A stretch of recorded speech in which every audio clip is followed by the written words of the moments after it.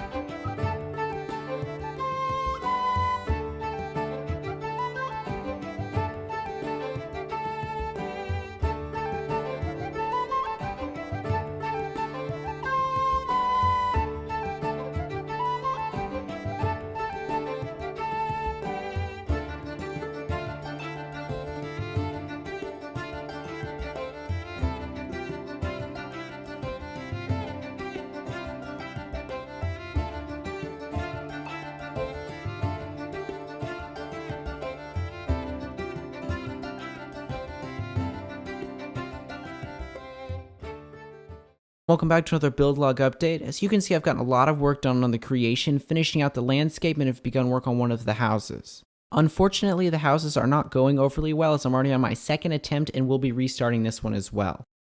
Both previous versions, though they differed in color and texture, were too bland and really detracted from the build overall. I'm not entirely sure what I'm going to do moving forward, but I know something has to be done because these things just look terrible.